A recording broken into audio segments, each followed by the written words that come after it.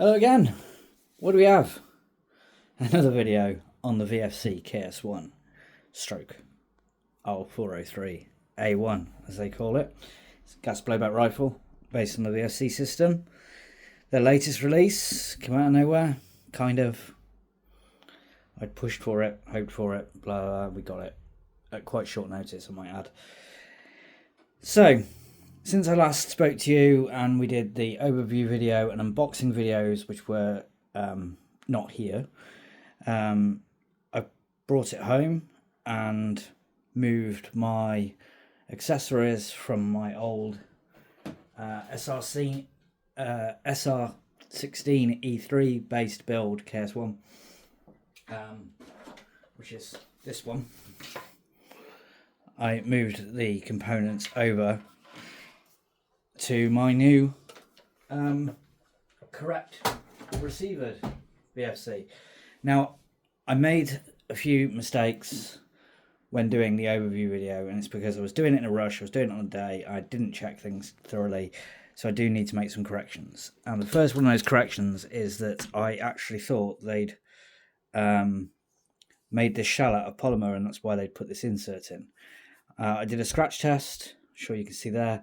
It's not. This is an aluminium casing. It feels like polymer. It genuinely feels like polymer. It's got this grippy, textured finish, and it feels like polymer, but it's not. This bit is, but not the body. So that is aluminium. So there's a correction for you there.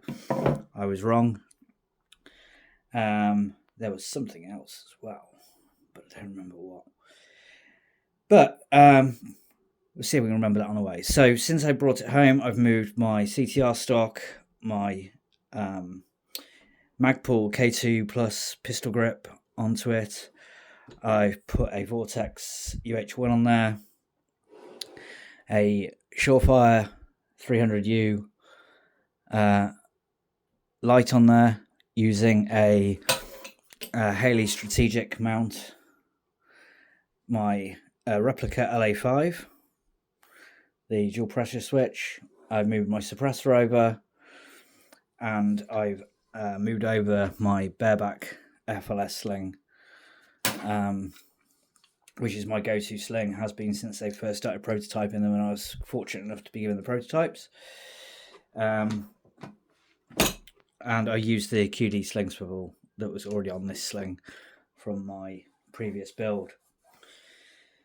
I still haven't taken that sticker off, actually. Should we take that off? Be gone, evil sticker. Oh, yeah.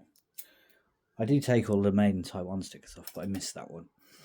So I've had a bit more of a play with this. Not much, because unfortunately, right after I got it, I had to go away.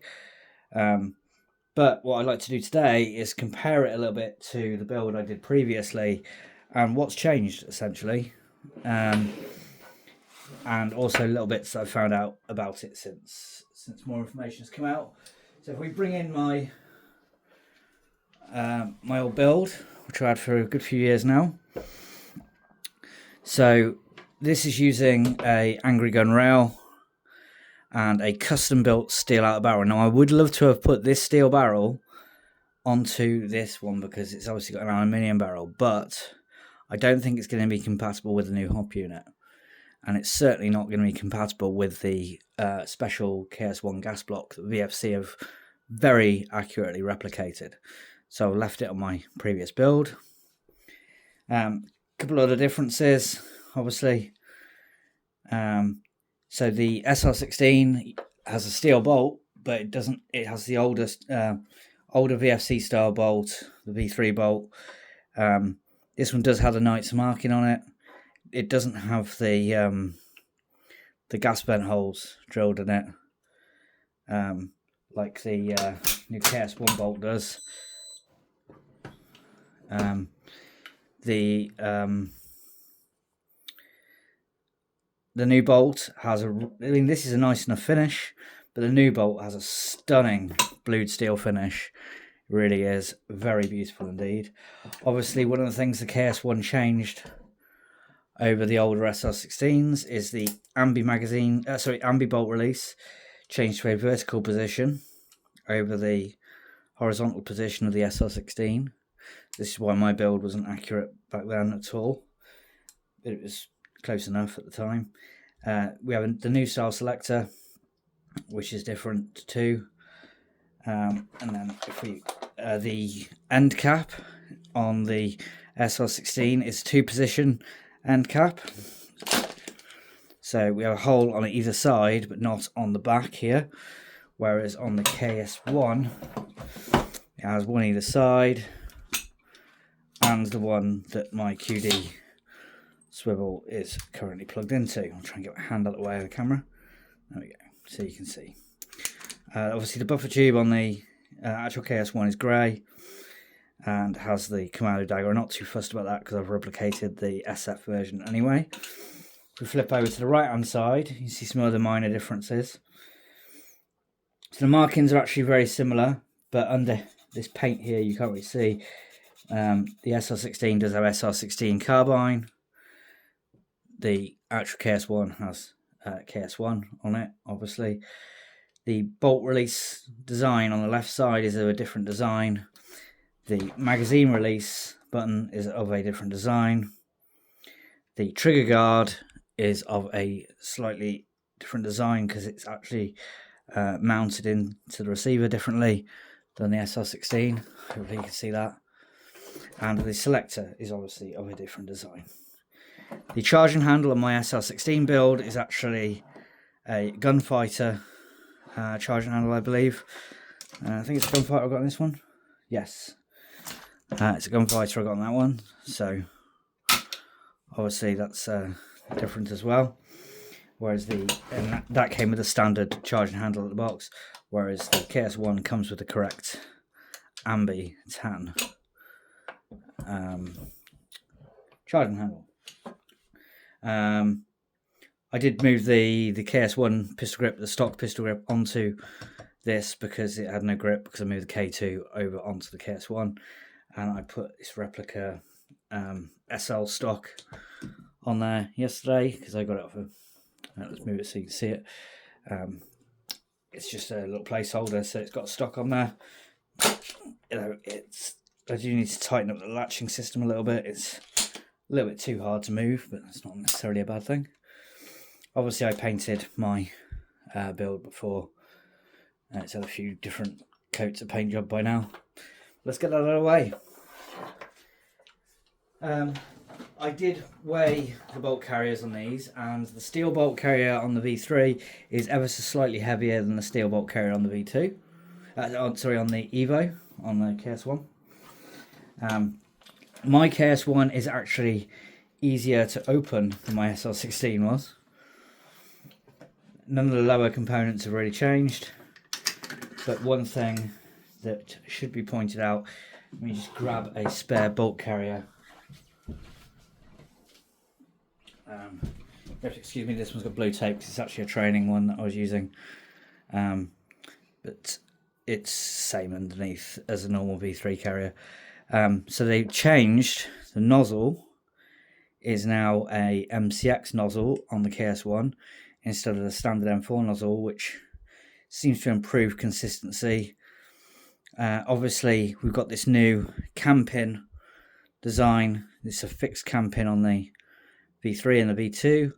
On this, it's actually a moving cam pin that holds the nozzle in, so that you don't have to remove these nuts here and remove the gas key to get the nozzle out. It's a much better design. On the back of the nozzle, don't know if you'll be able to see, but they've enlarged the E-clip so it's easier to remove and reattach than the older one, which is very fiddly. And the bolt carriers are now threaded in the back end to allow you to add weight. This is an alloy carrier, just so you're aware. It's an alloy carrier, not the steel one that I was just showing you in the SR16. But this has been giving very good performance. It's done. The test shots I've made of it so far have been really nice. The new bolt carrier design has been very good. If I remove the front pin, we can take a look at the trigger group a little bit. So standard V3 trigger group, and if I get my magnet, which is of course attached itself to the metal ruler on my desk,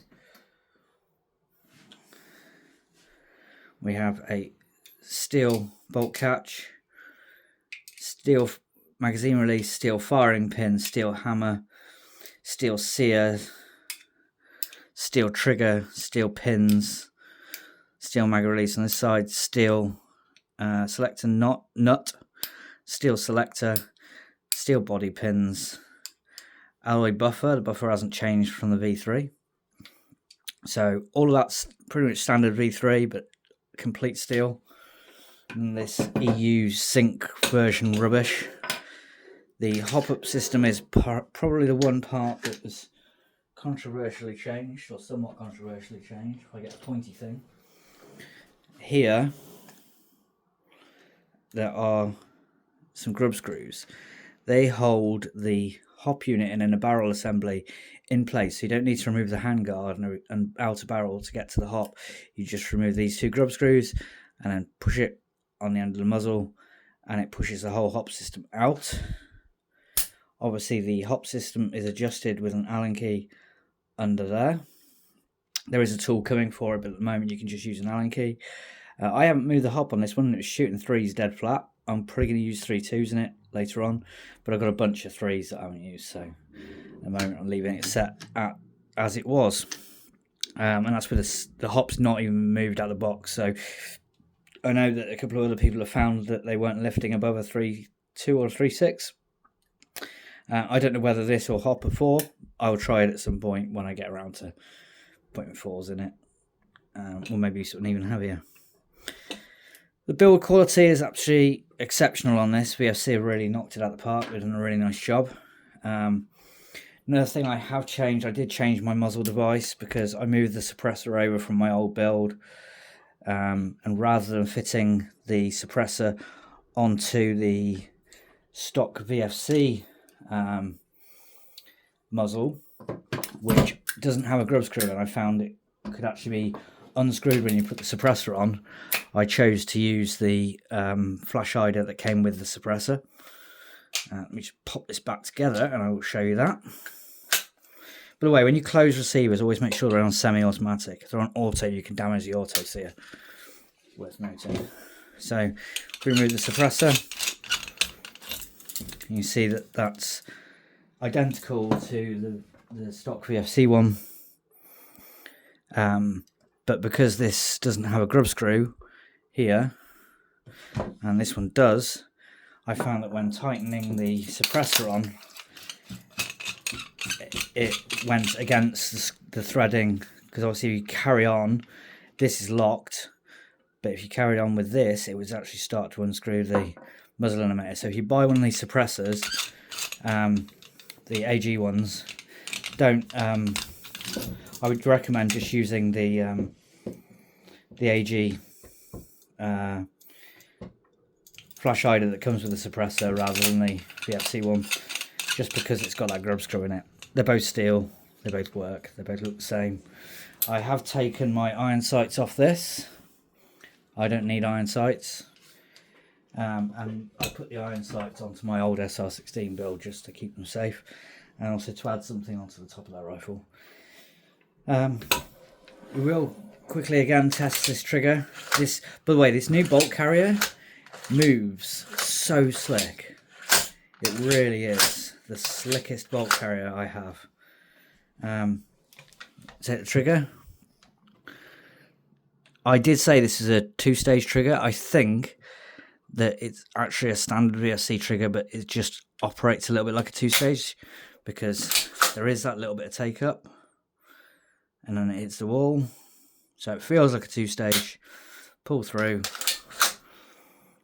and reset. Very positive reset. Nice clean break. This time I'm going to let it come all the way off, and it didn't feel like a 2-stage on that one. So I think it is just, there's a little bit of tolerancing where it allows it to feel like you've got that take up, but it's actually a single stage trigger. So again, a correction from the first video. I don't think it's a true 2-stage.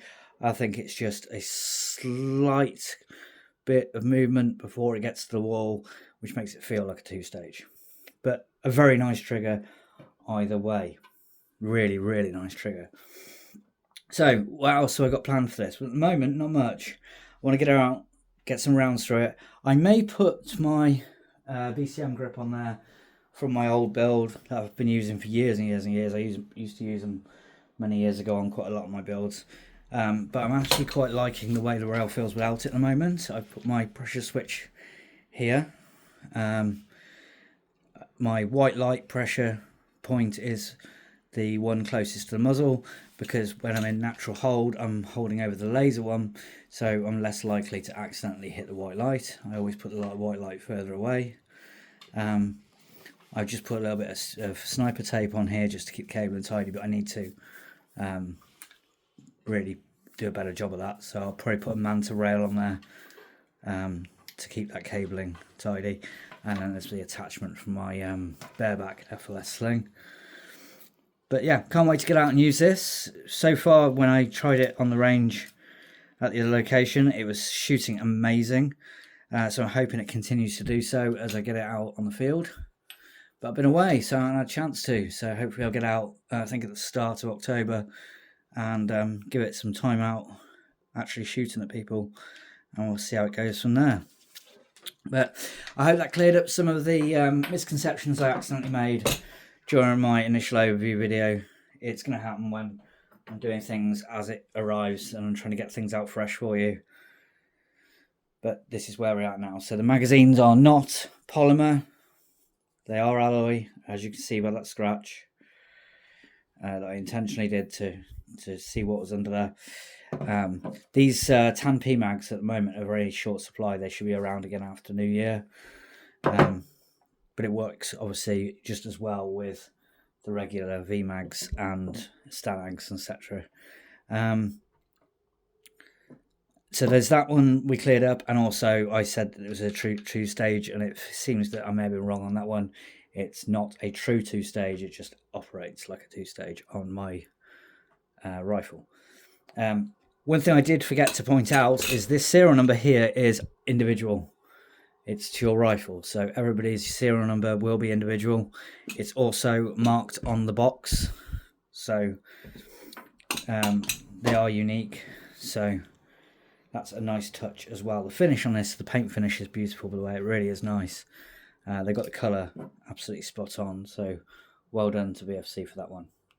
Anyway, there's your quick update, and we'll come back to this again after I've used it a little bit more, maybe made any other cosmetic modifications, move things around or whatever. We'll look at it again. This isn't the optic I always use on it. I do have an LPVO, but as I was going to be using it for CQB next, I decided to use that Vortex optic for the time being.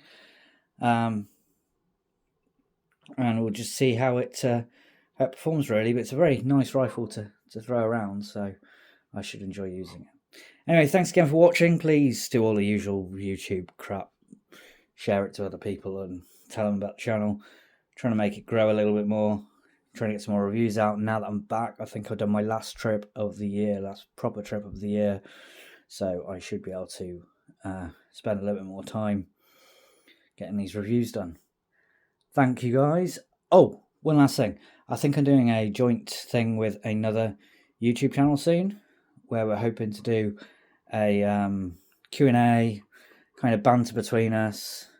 We're probably going to have to do it recorded because YouTube Live doesn't like us doing that. Ooh, get banned.